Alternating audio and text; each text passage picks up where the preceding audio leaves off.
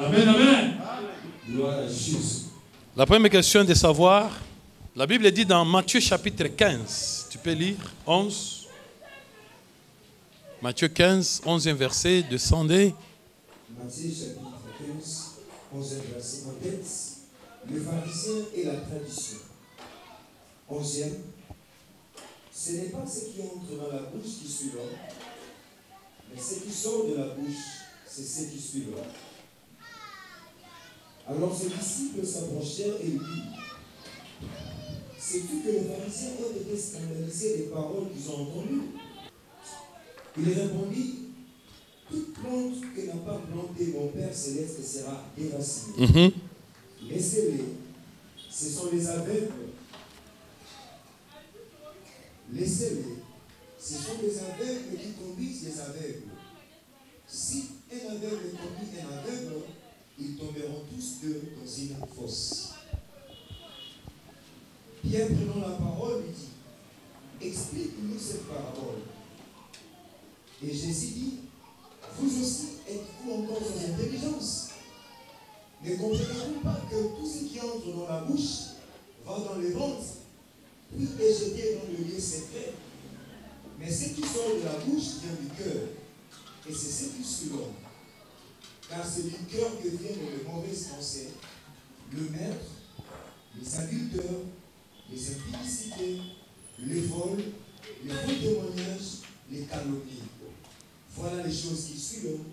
Mais manger sans s'être lavé les mains, cela ne suit point l'homme.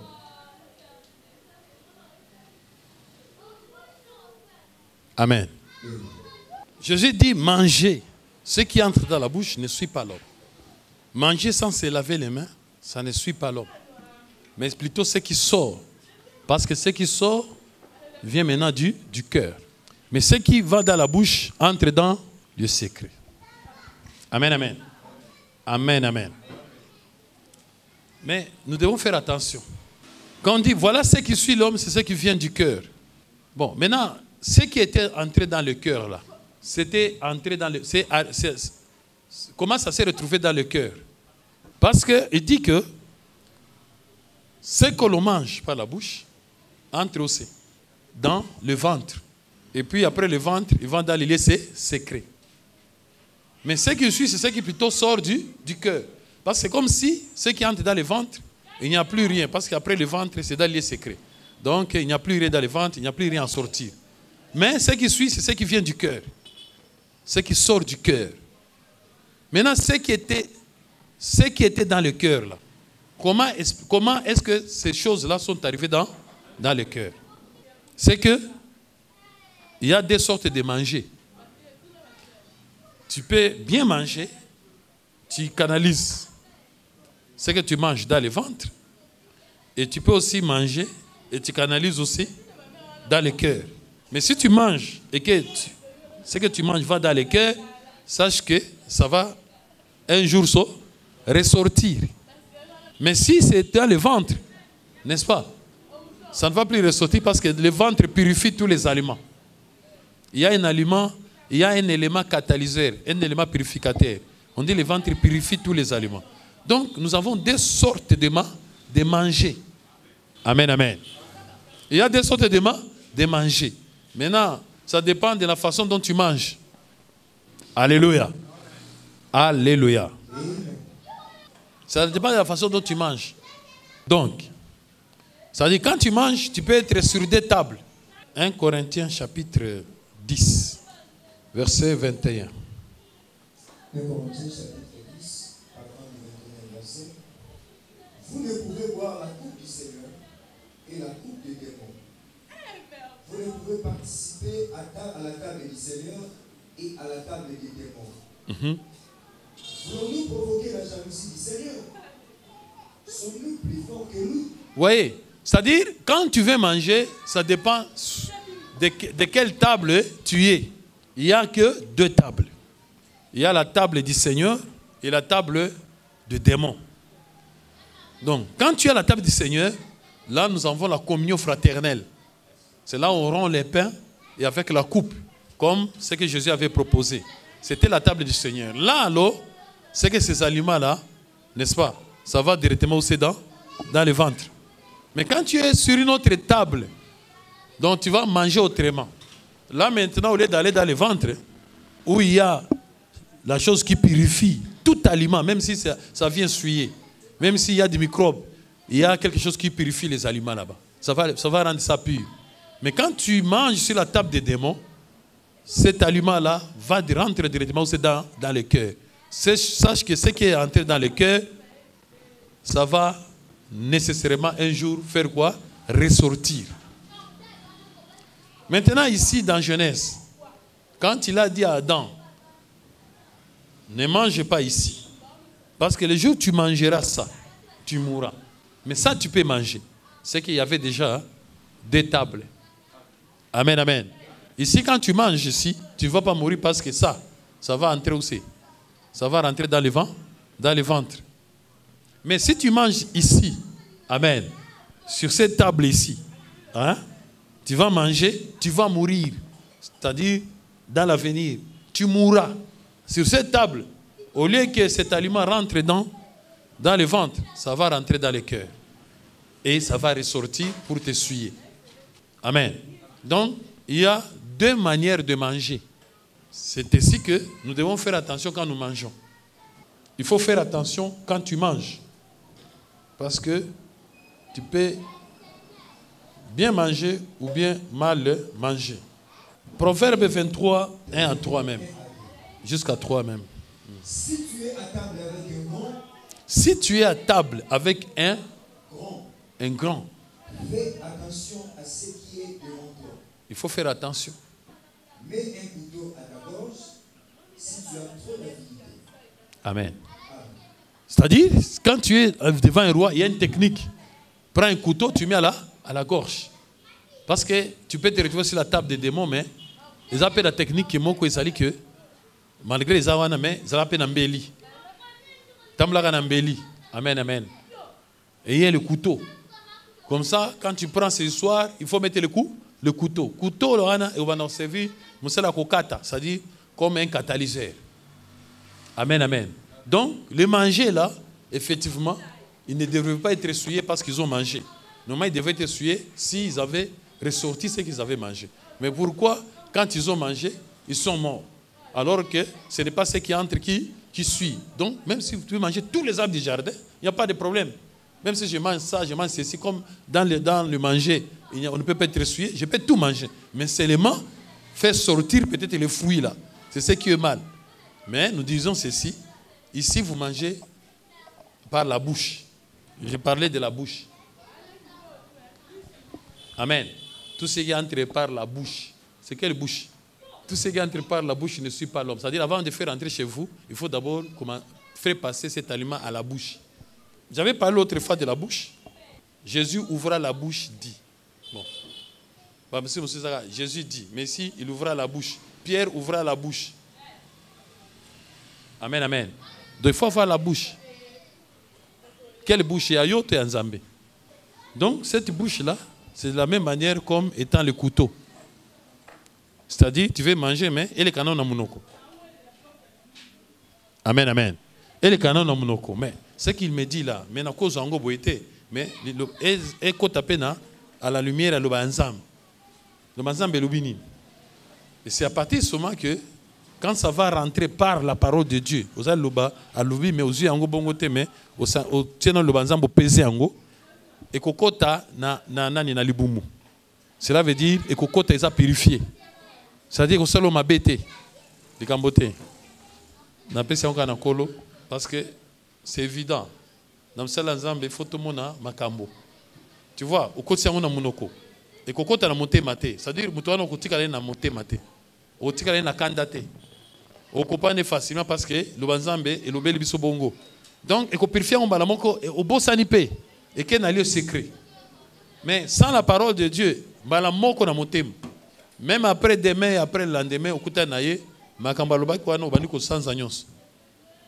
C'est que manga ça makambo c'est là do garda ki makambango. Yo se débarrasser na makambote. Moi izate. Abinga na kwate, faut kana zongi c'est là yo. C'est-à-dire les zongi. Voilà maintenant des choses qui suivent l'homme.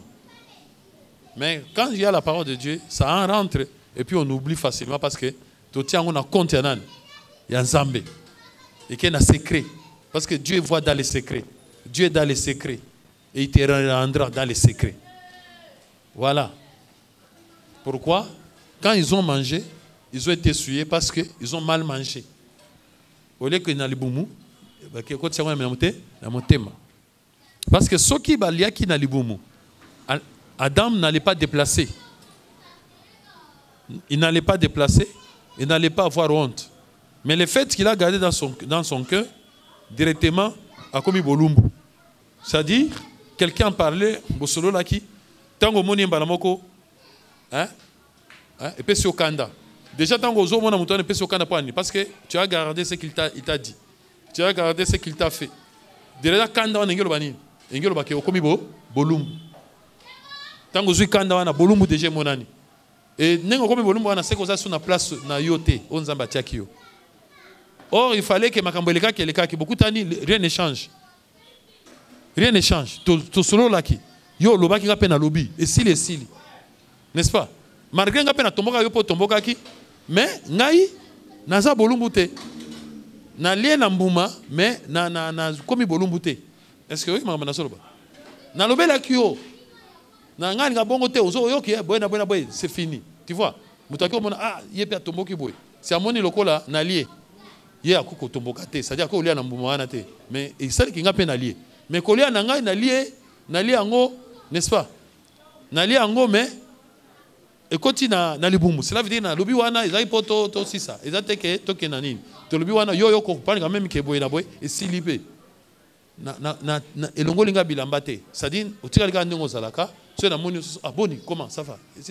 Magamwa nécessite. C'est-à-dire na déplacer te. Na tika na zupe bolumbu te. C'est-à-dire na tikali na rankina yote. Na tikali na makambo na yote. Mais tant que yo tomboka après otikali na rankine, n'est-ce pas? Otikali na nini? C'est que déjà longo libi bilamba. Nde place nzamba zo ya compter nini? Azo compter ce qu'on m'a bé.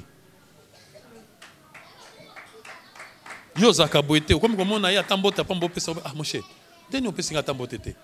Ah mon cher, makamana to ça ici na ngoti. Hein? Yo zaboete so moninga nini? Comme obeta nga karabo ndeni. Engelo ba ke yé déjà. Ezande question nini? Yabo, yabo lumbu. Doit lier ma baie. Amen, amen. Voilà. Pourquoi les rôles, en fait, les rôles des 4 êtres vivants et des 24 veillards. Parce que les anges, bon, ils sont... Mais la Bible dit bien que les 24 veillards, na trône, n'est-ce pas? Bon, il y a un trône, il y a un trône, pozo ba libosa trône ba 24 ba sala kanini bo trône yango zolo ba eza trône nini po toye parce que misale osama na trône hein na trône bango basani trône yango sko eza nini trône balabi neza censé ba laisser les mots mon trône bon tolo parce que ça ciel trône zolo ba trône bango sko libosa trône po to ki non kuna te tolo ba trône siko ba 24 ba zawana ka bo to comprendre trône nan moto ba sko musala esama na trône. Trône ou anizani, trône en zambi, pour ça tu comprends le trône, tu comprends et qu'on peut savoir sur moi lumière, tu es parce que yo, nous sommes là ça, et ça ni trône. Lisez Hébreux 4, 16. Hébreux chapitre 4, 16 verset. Approchons-nous donc avec assurance du trône de la grâce, afin d'obtenir miséricorde et de trouver grâce. Pour être sécurisé dans le vaisseau. Bon, donc ce trône-là, ils attaquent les gens pata. Ce trône-là, ils attaquent les gens ceux qui n'habitent ceux qui na côté na planète ceux qui n'in. Mais parce qu'on nous demande de nous aussi de nous approcher, que le trône est déjà accessible. Dans normal la question que tu me poses, il fallait ces mots qui na trône pour que nous dans la trône yango bino bosan. Ça va bien, hein? Approchez-vous du trône. Trône yango c'est que biso peut la possibilité aussi. Yango s'approcher. Po tozala secouru na banini tozwa nini grâce miséricorde pa nzambe tozwa moi lobiku moi secours so pusani siko yo so za na problème opusana ka wapi babi faut pusana trône opusana ka za wapi amen amen amen amen donc prono to pusana ka za wapi awa toye to pusani to na mikuma na bisoti toye tant to yaka wa to yaka na espérance que nzamba sani ayo ke la biso ma mona biso, n'est-ce pas? Tanzo nzambe amona yo. Oza ozolo ba amen. Po oza sir ke trône ezao. Alléluia. Trône ezali. Donc trône yango e banaka ta nini. So monika trône awa nzambe azawana. Eloni esalaka et sa présence en nzambe na kati na biso. Je pense bien que c'est à partir de sa parole. N'est-ce pas? C'est sa parole, n'est-ce pas? Nde eza isika nzambe afandi. Et na kati ya loba na ye nde sika ba ange na ye pe bazali. Et sika parole ekei engelo ba trône ezawana. Ba ange pe basani bazawana. Po jamais trône on ezala sans ba ange nzambe. Bazalaka toujours tout autour du trône. Bon siko yo ndenge pusani na trône boy. Oza siko nani? Na kati ya bato wana yo oza 24 veillards, 4 êtres vivants tonani. Parce que na trône wana toza na bato na moto na fonction na ye. Eza na banji mususu musana bango sana kobeta ba trompette, bazoyemba. Amen amen. Lelo toza na lobati. Nga yo na sao. Nga no sani. Nazote. Oui, nazote. Bien sûr, c'est-à-dire nazoyemba. Alléluia. Si nazoyemba, nga musana nga na trône eza koye. Nzamba linga ndenge tosani. Ndenge tozoyembela ye wana zoyoka bien, n'est-ce pas? Na trône. Mais ça va te mususu pe bazo poussa na ba 24 veillards, n'est-ce pas? Bango bazoya koguma mela. Amen amen. Alléluia. Ba 24, baza 6. Hein? Baza pe belete, baza 24. Baza 6. Bayaka musana ni kogu. Bango il faut baguma mela po bango baza 24, baza 6. Yo tango yo zoya lo banzam tango zo pesa ma tango zo amen engilo badi. Oguma meliti. Oguma meli po anini? Po za 24. Et puis po oguma meli fo longola nini? Olonga mitole na yo. Mitole fo longola. Yo mo hotel oyo fo na lo. Na longoli mitole fo na guma mela oyo. Po mutu na mutu azoya na mwa mitole na ye. Alléluia. Fo banga na makolo wana. Olobi no oyo bongi na ngate. Oyo ndenge na kanisa ki na oyo yango te. Oyo te ekobikisa ngai. Il faut kaka oyo kaka obaki mitole place wana. Wana musala ba 24. Po bango bazoya 6. Amen amen. Balbi na proverbe amoni na 4 po bango Zambe yango trône yango wana okoyeba te mutu na trône. Mais tout le monde na reka na ba face. Nde ba 4 wana. Bango nde ba misa face. Mutu atal pesa 24 atal amoni aigle. Atala boya tourner boy amoni agneau. Donc la veau. A tourner boy amoni lion. Atala boy amoni pomme. Tipo yo a terrible. A terrible parce que a quadriller. Po lion oyo atana za na zamba. Ye akende kolongolanga kuna. Alléluia. Ça côté na zamba akumi mokonzi. Na zamba na vovo mais oyo komi na lion lisuska na trône moko. Donc ezana ba face boy. Alléluia. Ezana ba face ebele. Yo ba ngoni ngana za ba face ebele. Trône on apesa na ba face. 4. Amen. 4 ango trône ango ezana ils ont présenté chiffre 4. Pour trône ezana 4 pieds. Dans chaque pied ezana être vivant moko. N'est-ce pas? Ça dit tango lobeyak. Hein? Comment on ango ka loba boete. Soko za veillard. Ozana va veillard wana. Po ba veillard va comme vie poani. Hein? Proverbe, ce qui a pembeti. Ce qui a pembe arbi tambola na mokili. So mon mutasu a pembe c'est à toi. Atamboli a maele. Yo okoza na tamson ozoya ozoyemba anja pamba. Mais ça ba 24. Susa ya wana akota boy. Akota boy. Akota boy. Akota boy. Amen. Yozo pandete. Akota boy, akota boy, akota boy. Loba oyo azomona ngona ndenge yozomona ngote. Yezo ya azomona ngota azomona ngo na kati nango ya azomona ba être vivant. Ça veut dire azomona ke loba oyo eza kaka yango moko eza nango anyo. Lo les a mweli mwanzambe. Ah yozo komagaka. Yo anisika kaka ezaka ba connaissance bongo te. Amen. Eza ba connaissance. Lo na mweli mwanzambe. 3, c'est esprit, âme et corps. C'est ce qu'on décide. On décide. C'est quoi? C'est l'autre. Yo zomona ngaka na angle wana. Parce que ça dépend de zomona. Oh, trône yango eza boy. Soko tali na boy, yo komona ka face moko. O eza kuno monite. Les autres dépendent de l'angle yo sali. Talaka na Ézéchiel wana, Ézéchiel wana. Na Ézéchiel comme on a eu Pétron wana. Il a vu aussi les 4 êtres vivants. Isaac a danité, janté. Ézéchiel aussi a mona kiango. Ce qui est Ézéchiel 1. Au mona kiango. Mais est-ce qu'on mona kiango ba komaki 4 x 4 ba komaki 16. Mais ah ouais, parce qu'à 4, mais Ézéchiel a mona ki 16. Nandenge ni. Albaki na être moko, azaï na 4 faces. Donc être moko kotoyo na kotoyo. A présenté 4 faces. Aye pe côté mususu amoni peut présenter 4 faces. Donc bazaki au moins 4, bazaki soko tali ba face donc comme 16. Mais Jean ya moni kaka face moko, ça dépasse koyo. Jean azaki peut-être boé. Ézéchiel koyo ya koti asali tout. Pourtant tu baka angle ogi, angle obtus, angle droit. Bon bilo ango ça na ngoni na vie. Angle aigu au sein na ngoni. Ndiango na moni biso tanga ga c'est ici na sisaki. Après au EBP l'autre aussi ça qui na diplôme ça kuna. Tout le monde a ta place aussi le saté.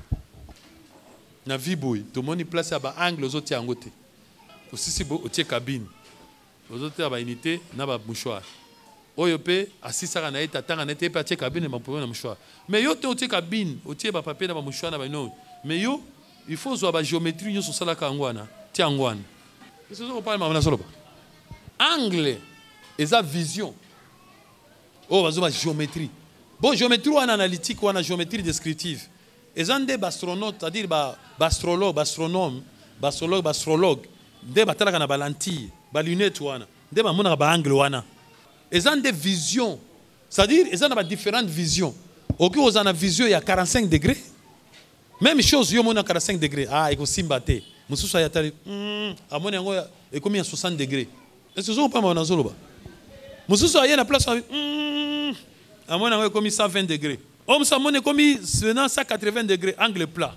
C'est quoi yo ndeni yo continue yo mona yango boy. Yo mona ikara ndenge tokoto. Moni place so. Ndenge tokota ki wana. Il fallait ce qu'on mona yango large. Omoni ya ba mindele bazoya.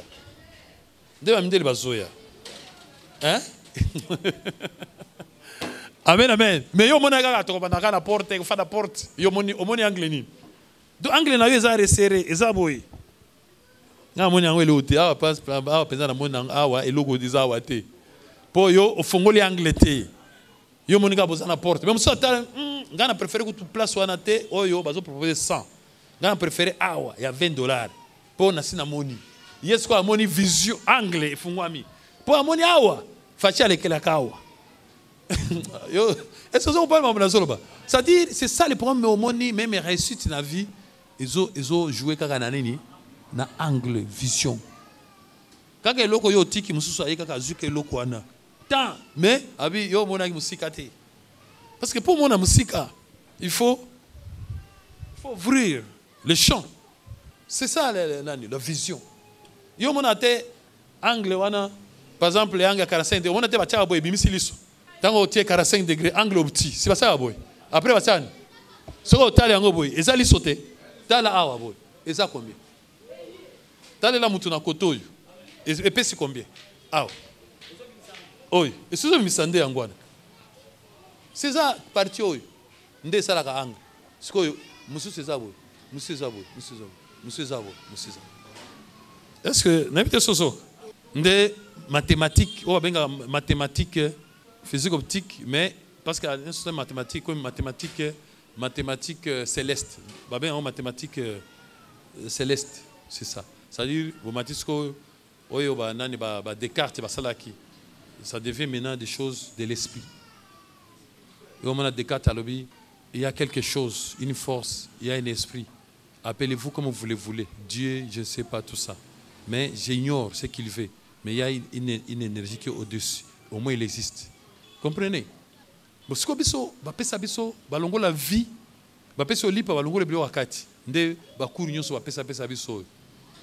Il y a 4 côtés. Nord, sud, est, ouest. Alors balongo la sko ndo mona ba prof ba aussi ça ba nani tout ça et l'autre. Donc rendez-moi na kutu donc on nous a manipulé même na vanine. Nous devons comprendre. Et puis le pire encore, le problème c'est qu'il faut les anabilom sous mon terme même sous et quand tu comprends bien. Mais ils ont un terme sous son beau. L'équipe capo, ils ont en français l'équipe analytique. Et l'équipe n'a pas analytique. Ndeni. Champ magnétique. Et l'équipe n'a pas. Mais ce bâtiment, c'est expliqué on a nous connaît yo. T'aimes so comprendre donc et qu'on facilite font l'esprit. Mais le collègue ça français rétroactivité. Macroéconomique. Nous tenions ça. Moi opposé sur question zate. Ce sont les macroéconomiques qui sont bloqués. Ok. Je peux répondre à Bambi au terme. Il faut défendre, il faut faire du budget. Voici les macroéconomiques et les PIB. Le PIB est les micro et les macroéconomiques. Et les masses monétaires, l'afflux de masses monétaires. Et c'est pour cela que nous avons opté pour la politique de l'afflux monétaire. Assis. Ndeni ma mbezo kenete eza macroéconomique. Donc néangwana donc ndengwana. Si oh il a défendu. Alors il a défendu le budget.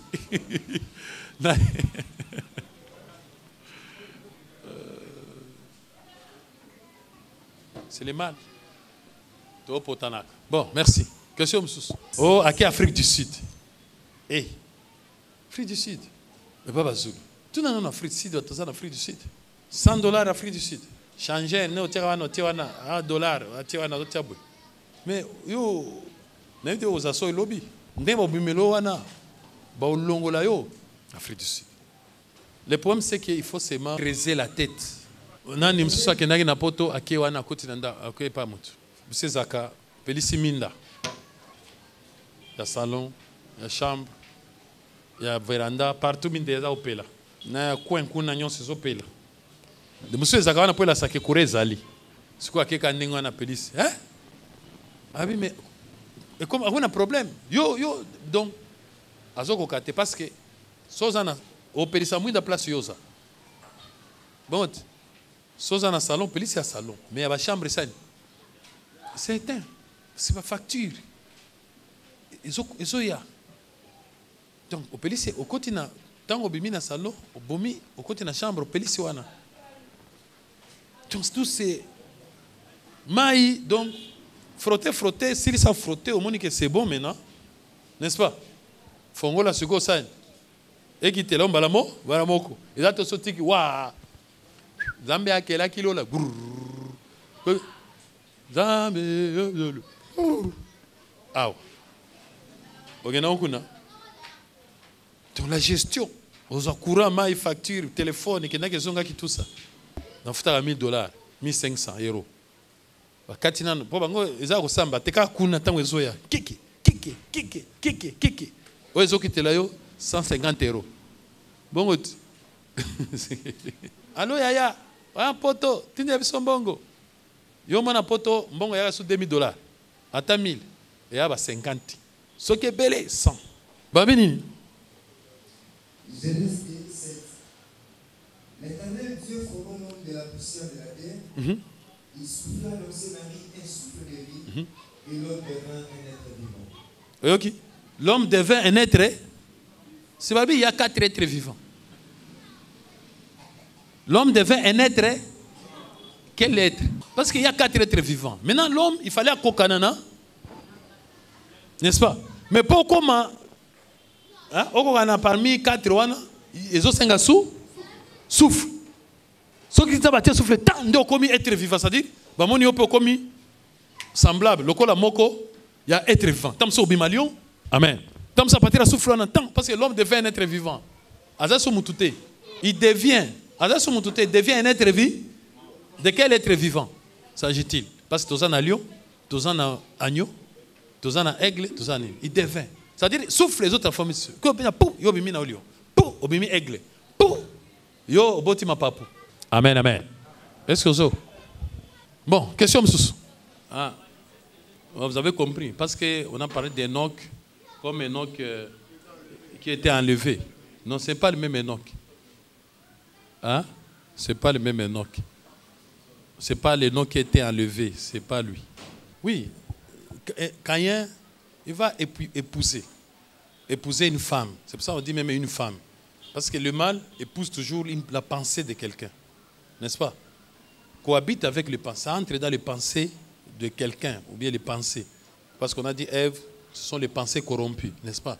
C'est-à-dire le mal, n'est-ce pas? Quand on les chasse, n'est-ce pas? Quand Dieu les chasse par la parole de Dieu. Hein? Même Cupidité qui était ici, gloire à Dieu, ça n'y est plus, à cause de la parole de Dieu. Mais cet esprit-là, tu vas le retrouver quelque part. Tu vas le retrouver quelque part dans un autre lieu, dans un autre endroit, d'un autre côté. Et tu vas voir que, ah, mais exactement, tu vois ce que tu fais là, c'est ce que moi je faisais aussi. C'est ce que moi je faisais. Tu commences à voir les mêmes Caïns qui étaient chez toi, tu commences à les voir dans un autre pays, c'est-à-dire chez une autre personne. N'est-ce pas? Mais à Osala, on a un caractère, n'est-ce pas? Donc, il a trouvé une femme, c'est-à-dire Moutouana. Voyez? Et puis, c'est-à-dire commencer à pratiquer, à faire ma camonaï, à escroc. Mais escroc, c'est escroc, à modèle mogoté. Ils ont escroc gentil, à sombelonano, à lesio, ni nignon, après, à escroquer. Bah, monsieur, escroquer, à sombelon le côté, car à boïka, en tanta, à kenaï. Donc, ça dit, moutamoutisco, ça n'a bananaï. La manière oyo, à kobimisa, le botanaï. Merci. Oh, et puis, ça baptême. Mais, oh, ça baptême, il y a Jésus. Oh, il y a baptême, il y a Jean. Oh, il y a Jésus, il y a Jean. Parce que Jean, c'est la voix. C'est la voix de celui qui crie dans les déserts. Moni, enseignement, ils ont fait ça. Ils ont vu ils sont dans le désert. Ils ont belé la caca. Ils ont bioté, ils ont vu Makambeza Kunate. Est-ce que vous savez la thé? Ils ont évité. Mais, ils ont belé la caca. Donc, awa, ils ont Jésus. Awa, ils ont Jean. Maintenant, Jean a promettre le bio. Mon nez a baptisé na mai. Ils ont bien. Ils ont dit que baptême nangai, ils ont pour yo okotalola. Ils ont baptême nangai, ils ont dit que yo obikisami. Parce que si ils ont Jésus, c'est que après koyoka enseignement, yo aux a déjà na vie. C'est-à-dire aux a sauvé. Non. Et belé balandi ba enseignement mais aux hommes na bango. Bongot. Aux okuta na bango na banzela, aux hommes na bango basal. Lelo ba mususu bazawana banana enseignement mais comme ça mususu zokam. Mususu zofinga na biso. Bongot. Mais alanda enseignement. Donc ils ont nango ya saluté. Mais eza baptême ya comme na repentance. Repentance c'est-à-dire on se repentir donc au bongo la motema. C'est-à-dire ils ont tout bela. C'est-à-dire tout ça kaka au changer nini motema na yo. C'est-à-dire tozo longola oyeba kenzamba za molimo. Et le motema à gauche et comme à droite. Et si. Maintenant il dit bon, oh il est kakate, mais il y a quelqu'un d'autre qui est parmi nous. Déplacé au Zoroben. Alors qu'il est parmi nous. Quand on a zoté à boye, aza déjà na katia. Il est parmi nous, mais il est plus fort que moi. Il est plus fort maintenant que moi. Yé si kota ngazoya, ya zoya baptisé na molimo pe na moto. Parce que yé akoya skoyo na ndenge ya molimo pe na ndenge ya baptisé na molimo pe na moto. Skoyo molimo nde ba disciple, c'est-à-dire tango ba oyo zali mutu na lubanzambe oyo azwi abandi ko produire ko sal échanger bizaleli ba différent makambo oyo azo sala wana yango nde ezosani ezokende pe osani ezoteya pe batu, n'est-ce pas? Ezo baptiser pe batu wana na ndenga molimo po wana babisi ete yo moka kotali nakati kuna yo moko biteye to ya sa nzambe sa yo te ami na ndenga molimo. Mais na molimo kaka te azo baptiser pe na moto lingelo banini engelo ba que ba enseignement musu tozwa, n'est-ce pas? Tozo za la vrai enseigner soit na batu mususu na ndenge ya bizali na bango, mais mususu pe zo ya pe na ndenge sikoyo ya ba épreuve to makambo zokuta nango ezote ya pe biso nde moto.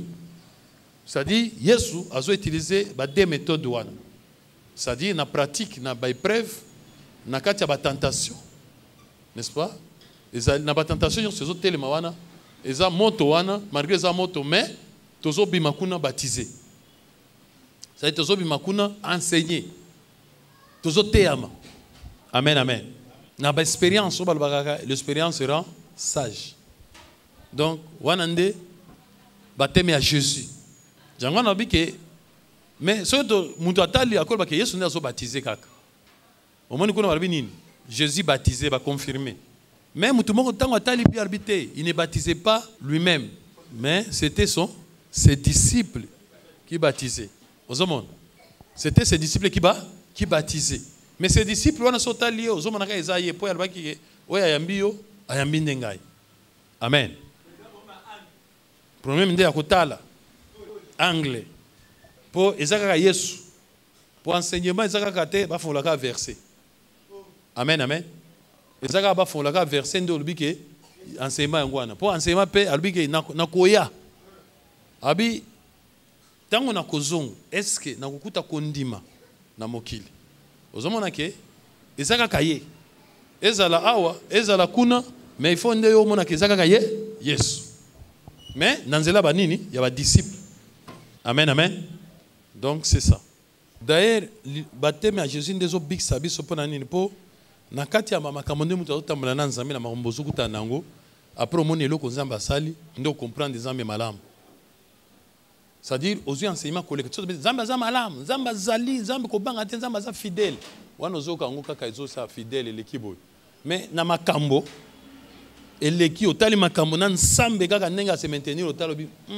Nde, et là, Bazako Bisokuna. Nde, Sukoyo, Yo Kisko Biebe Koti, ou même vraiment vrai enseigné. Vous voyez que non, Dieu est fidèle. Ça veut dire, le gars fidèle, boy. Il faut qu'on ait un fidèle penaillé. Pour ceux qui sont fidèles, Nzambe est fidèle. Donc, il y a plus que mieux, il y a aux l'enseigner, il y a des preuves, il y a des cambo, que même il y a des liloba. Liloba est bon, ça a nzela. Nzela nani? Papa lui, bon, qui s'en zé? Nzela nani? Ce qu'on a à regarder nzela. Yo ou bien Yesu? Jean Zéro bon sans nzela, non? Nzela zéro bon qui s'awana. Nani à regarder? Yo ou bien Yesu? Pour Jésus a dit, je suis le chemin. N'est-ce pas?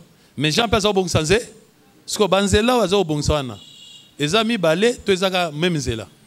Parce qu'elle dit, moi je prépare le chemin du Seigneur. Les gens zela nan. C'est nan a golek. Bon, Yesu pense. Ce que Yesu zela nan a golek. Oya Yesu zela nan a golek. Bon, oya Jean Baptiste au bon sens nan a golek. Dans tout les boyers, Jésus est le chemin. Nana koleka. Ok. C'est là où Jean-Baptiste a bongisa. Ok. Bon, c'est quoi yo? Tango bokoleka. Bon, qu'il y ait sens moko ou bien sens contraire. Bon, qu'il y ait boye ou bien yo qu'il y ait boye, Yesu aye boye. Dans là Jean-Baptiste Yesu akoya sens ni. Azo ya boye. Yo pe a Yesu me posani. Amen. C'est-à-dire tant on a te ayo awa na bon sansela na ote. Ngana zote ayo pona bon sansela o Yesu akosani. Akoyela. Doit tant toi que Yesu azoya. Le jour du Seigneur. Yete ba ke Yesu azoya. Na bon sansela po Yesu tant oya.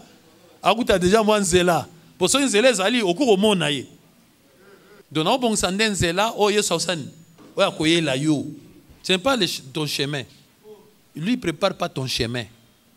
Jean-Baptiste n'est pas venu préparer ton chemin. Il est venu préparer le chemin du...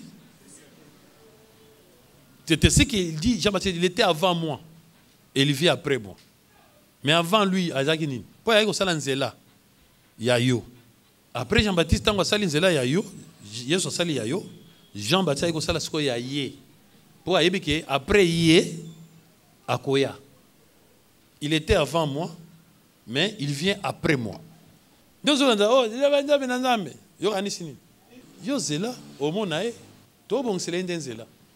amen. Dernière question. Il y en a. Sans vous couper le mot, chemin yaye. Mais tant que le chemin yaye soit nazoya, kimi nanzela. On a été disciple. Bazo tamla Jésus. Jésus a 5000. 5000, n'est-ce pas?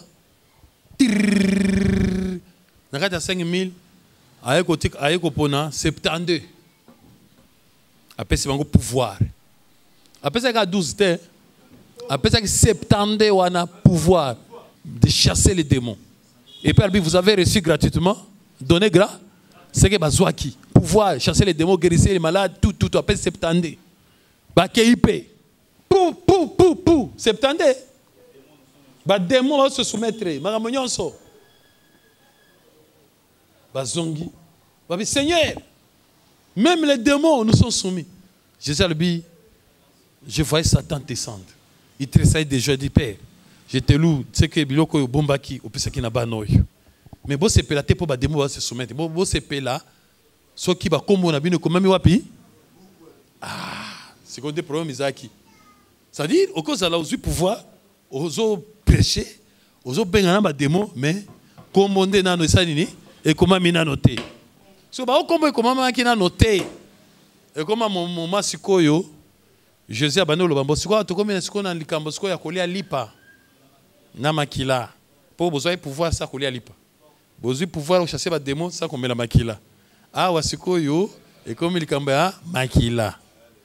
Na pouvoir bazanango, n'est-ce pas? Na nyonso bazanango et comme sikoyo chemin sikoyo Yesu wana binga na sikoyo nazo ya sikoyo. Ba comme tu vas vite.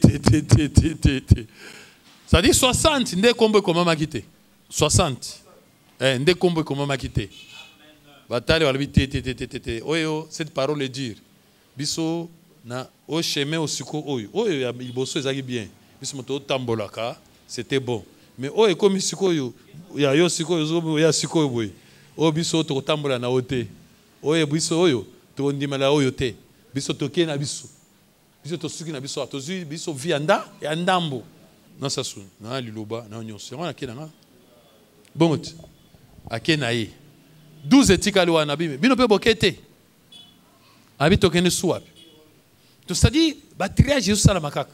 Et comme est-ce que tant comme il y a chemin parce que chemin wana oyo ya Jésus. Je suis le chemin. Ça c'est le chemin de la vie. Mais tout ça peut pas le chemin wana, tout ça c'est le chemin du salut. Parce que la vie c'est pas le salut hein. Est-ce que monsieur a eu salut? À quoi fallait jusqu'à obtenir le salut de vos âmes. Pas la vie de vos âmes. Ce n'est pas seulement tu dois avoir la vie. Parce que aussi tu as la vie, au loin noté, tu es en danger. Ah oui, vous en vivre. Dis aux vivre, si vous banga kaka nanzela, eh ba tout anga. Bon. Si vous en vie, mais vous avez vie wana mozo banga, eh keba talaka. Battez la bomoy. Bon té. Battez la bomoy. Dans tout moment vie wana c'est que mort ils ont frotté corona tout c'est-à-dire vie nanga kendete. Wana vie, ils ont certitude était. Maintenant si quoi yo salut. Tu travailles pas pour la vie, mais tu travailles pour le salut. C'est-à-dire qu'il faut comme on a vie wana, cultive cette vie-là. Pour le salut. Chemin du salut. Ça, c'est autre chose. Chemin du salut. Pierre et Jean, les pierres qu'on sort, tu vas salir dans la table, tu vas le pain, balier. Celui qui mange de ces pains à la vie, le boire de sang, yonso, c'est pas ça qui. Bien sûr, vie, non? Mais tant que tu sois jusqu'à temps.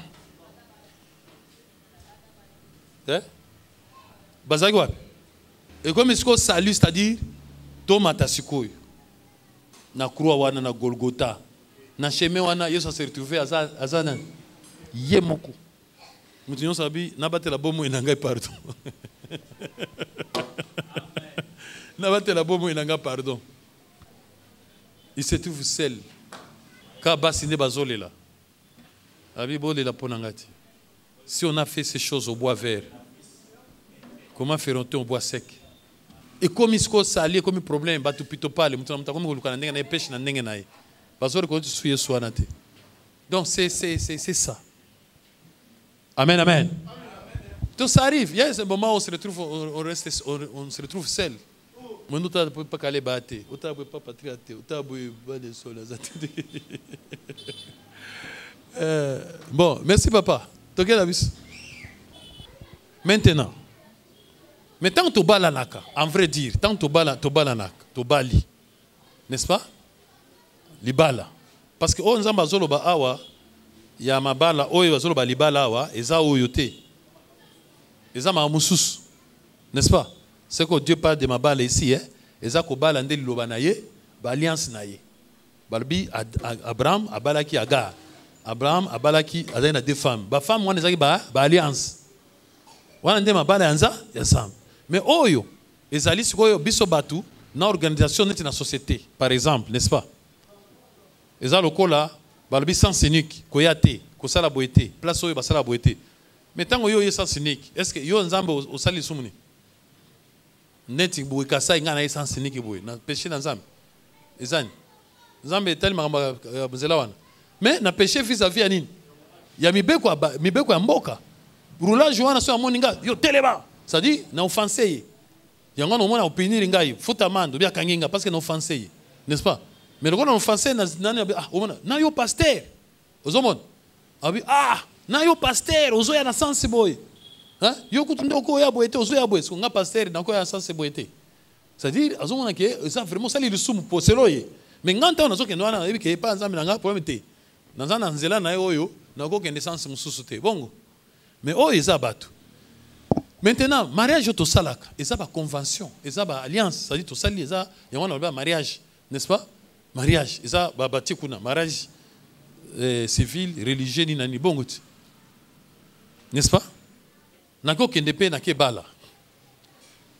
bala place moboye nangi na pesa mbongo para mwana albite ngai mbongo te elo te kana kola bolingani boye na sepe na ngai zo mwasi na yo OK n'est-ce pas akoya pa na yo na pokwa akoya papa parande bandimi mwana zui ba biloko na ya sani aye siko yo lobake na balite hein olobake na balite na bali hein yo loba ode ba osele ko ba ofanda ka bongo abalaki te na balaki te ni ça dit pour na pesa mbongo te n'est-ce pas pour na pesa mbongo te non bango ba bi zwa bongo ofanda sili ça dit bango bandimi conscience tranquille mais comment ka mabe pa nini po ya kimi aye pa na yo ba parents zo tout bango comment toi tu peux aller là-bas tout ça moni mambo ça les sonne tout ça c'est ça le péché oyo ton français ba boti ton français famille n'est-ce pas yo peso yo que so sonni oui on a une famille tout ça c'est le problème qu'on enlève mais il n'y a pas de principe wana ki nzamba loba na bible ke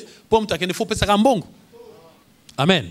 La preuve est que mon bon en groupe yebanate monta pe za définité ça dépend de bato na bato oyo $100 o $20 o msoke na mboka kuna ata moi $10 et s'il peut makambo esili koto yo 500 koto 1000 koto mso eza kutu mbongo te oke pe na baende kuna kutu yo kutu opesa te moi sinda osani aya otika mbongo bongo ti alors eza ba convention eza ba nini alors nakati ya libana biso to bibo nde to balani boye yo munga mwasi na yo mubana na yo kozolanga mwasi mususu te bongo ti n'est-ce pas kozolanga mwasi mususu yo pe mwasi nanga yo pe kozolanga mobali mususu te c'est ça ça dit le jour où tant ozokende kozwa mwasi mususu kuna yo mo kozweba ke nazo sumuka jamais okoya obeteli mwasi no lisolo alléluia que non en tout cas notre kozwa mwasi mo kuna vraiment ezabo yo moko kuto zo bomba pa nini oyebi ke na offensé lokolo ozo offensé e ba pe nzambe pasani amen.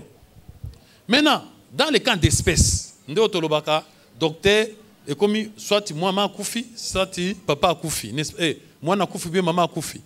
En teta Bible bi ko boma te. Siko yo docteur ko agir te pour le bi tika bango, pour so agir te bango so mbala basani ba kufi. Siko yo pe o boya o na ko boma nga mutu te. Tika bango moko misala nzambe moko sa asal. Non.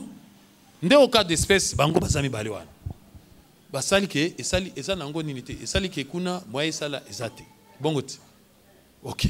Dieu peut faire aussi des miracles, mais ça dépend de la foi na bango na ndengezali. Mais entre-temps, maintenant cette histoire commence à causer plus de tort, plus de péchés oyo zo éviter wana, mais ils ont ça la skoli sum kubu ya mine na ndengeni.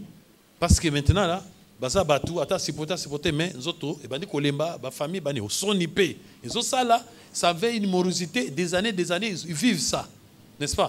Ils vivent cette histoire-là dans l'ambiance, tout ça. Et ça peut faire que tu es comme bon, Kende, et la vie des gens. Et baby dengwana, et non seulement bango, mais quand tu as une famille, donc ça détruit plus que. Maman na mwana bakufi, autant mieux sauver même une seule personne. Même Nzamba Gomona, ce que tu as fait, ce n'était pas dans l'intention. Yakoboma, mais c'était dans l'intention Yakobi qui ça. Vous comprenez ce que je veux dire? Bon, maintenant, Ce qui est comme un niveau, et que moi, c'est un niveau, mais mobile à Kouko, mais ma somme que ça l'a pété à niveau ni sikoy. Et ça, un niveau que moi, si moko, n'est-ce pas? Amen. Et ça, ce qu'on a un niveau, moi, si moko, on dit ça. Andimi. Amen. Andimi, autorisé. Alors, ndenge anani Sarah abisaki Abraham qui n'est pas gare le corazo andimi habite. C'est-à-dire que ça coûte confiance ngate parce que c'est la même chose. Non zo mwana. Oyo zo bokola. Mwana pe zo bokola tamu susu yepe eza ya ekobo. Amen amen. Mwana azopte wana. Yepe autika na ekobo tamu susu. Tamu so pesa yepe mbongo te mais yo adopté otie. C'est la même manière. Moi si na andimi habite pour na ko sauvegarder biso. Pour na boyina boye okiko ozwa ozala na moi ozbota mwana oya na ye. Moi c'est ndimi parce que vous savez qui mariage alliance n'est-ce pas convention na convention ana skoyo il y a des clauses ezana ba clause moko okoki ko passer outre nini ba clause il y a toujours ba mot prévu wana avenant voilà que non tout ça ah vous avez problème T tout ça tu les fais pour au moins pour moi n'est-ce pas. Et ça, le cas que Paul a dit que j'ai accepté l'opprobre pour Nabi qui ça, bah oui. Wana alors, moi c'est andimi, c'est sans problème. Et puis il y a posé que na violé la convention Nabi sauté, bah pesinga aval. C'est dans les droits. Et tant on pose que n'est pas kobota wana, n'est-ce pas? Même là, oyo que kobota na wana, pour ne pas aussi l'offenser. C'est ça le problème. Pour ne pas parce que tant yo kenega oboti ngane wana nteta uzana bayere na yo comme mwana nanga yo botoli mwana oloko kima koto. Est-ce que vous comprenez? Au créer kuna parce que lui aussi va se tourmenter. Eza pas nzambe. Amen. Oh na après comme na kubala yo oboti na ye après tant mwana kolo na kubala suste ngana kubala ka mwana. Poza ina besoin moi non, tu dois lui dire. Maman. Au monde na zo yawa. Hein? Oh. C'est ça les choses claires. C'est-à-dire, Ozolia liboso nzambe. Na moi. Pour l'otoko, ceux qui manani ou ceux qui sont forts, ceux qui sont na moi, na lida never, ils ont autorisé. Au languate. Maman, au monde na zoya, na ko sale loko yote. Mais on a nzambe. Mais mutu abisinga na yawa, mutu autorisé ngezana ni moi sinanga. Nangi bo solola. Aïsso va condition à biso. Biso condition à biso zabo. Biso za besoin à moi. C'est-à-dire tozo ni nos humana mais biso eba que tozo moi. Tozo moi na biso. Mais si tu veux qu'on puisse te ko dédommager yo, hein? Tozo prêt à ko dédommager yo, n'est-ce pas? Ça va? Au premier zanangote au débat la ka moi essentiel tout ça. Mais après ça libala ezate, n'est-ce pas? Kolobateke so banobenga bakomo ko benga tata mwana nanga so nini, il n'y a pas de problème mais il n'y a pas que tout ça tout ça non c'est-à-dire au ça la news sale. So ça d'accord, d'ailleurs bamsu sezaka aussi na papier otie wana big si signé bon oti. Alors OK na ndimi na ngai. Pour bamsu sezaka ndimi mais akotoye belango ka kuna. Alors OK, c'est bon. En tout cas, dans ça, pour sauver les couples, n'est-ce pas?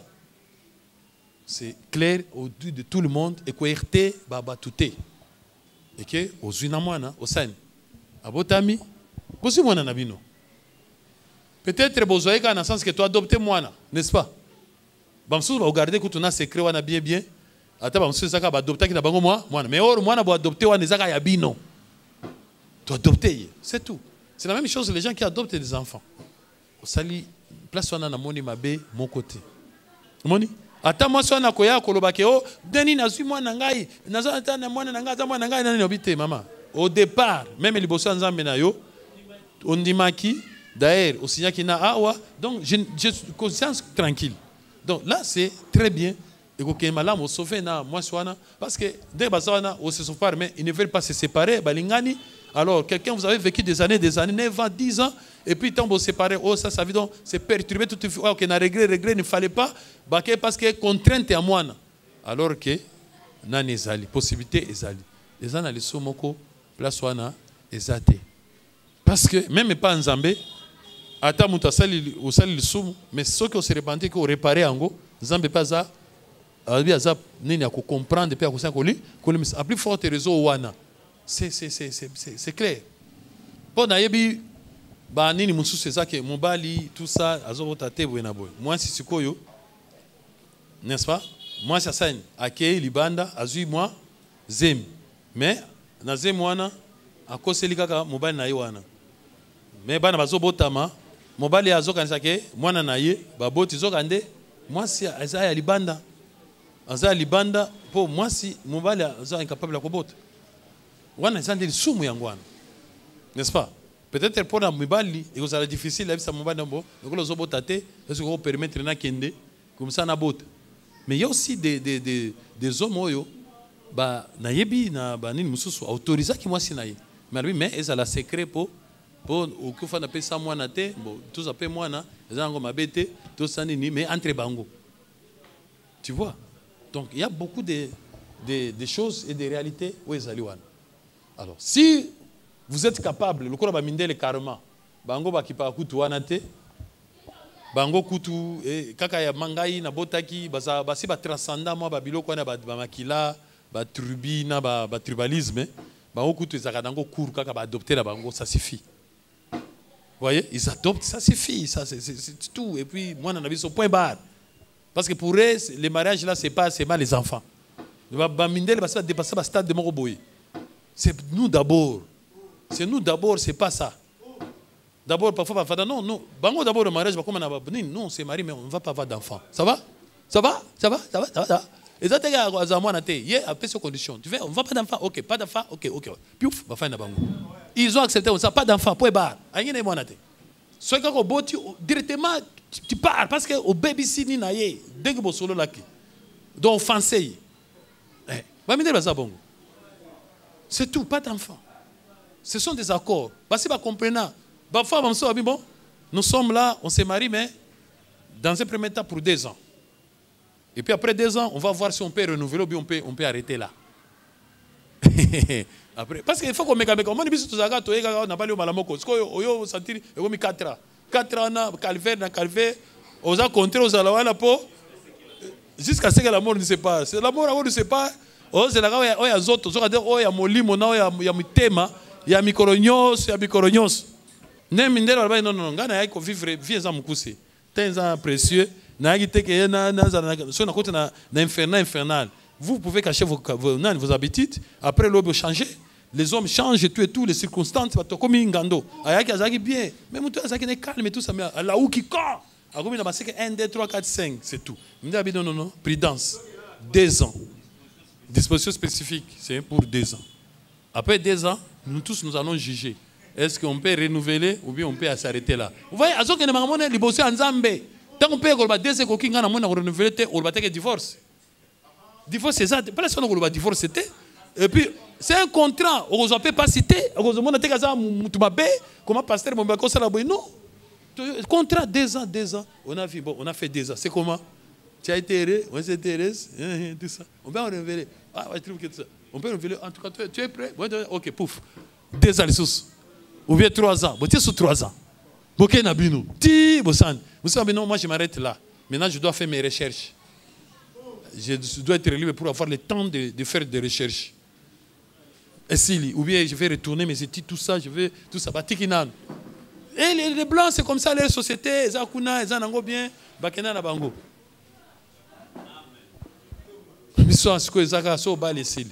C'est-à-dire, il a tué dans un autre, dans Moutou. Alors, bah, diplôme. Oh, jubilé d'or, jubilé d'argent, jubilé de bronze.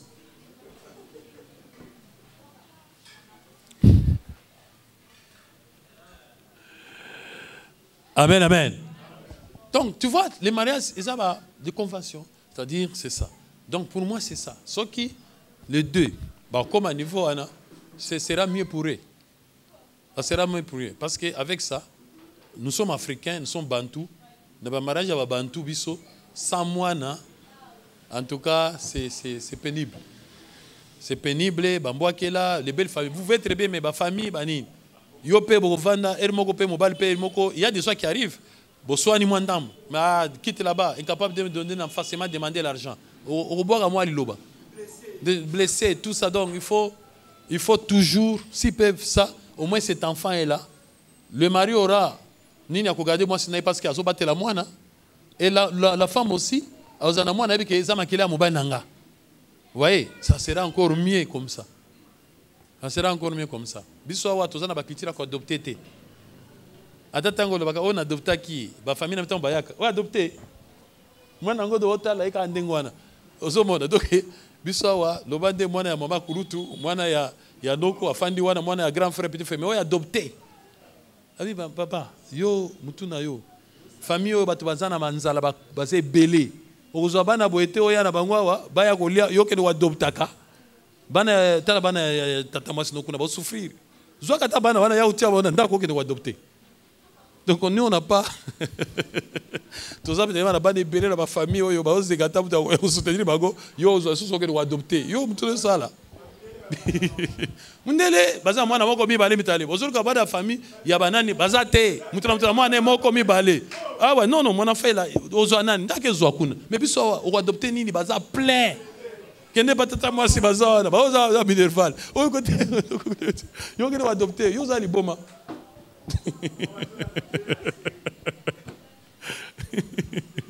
Maman, non, mais on me dit ma bendoki. Et puis on me sort pas trop sur l'endroit de l'autre. Donc, il n'y en a pas. L'insémination. Oui, il donne seulement sa semence à une femme mère porteuse. D'ailleurs, on a résolu là-bas en Europe, il y a des mères porteuses, c'est-à-dire on donne seulement la semence à une maman qui ne vous connaît même pas. Et cette maman, c'est dans l'hôpital là, il a signé des contrats.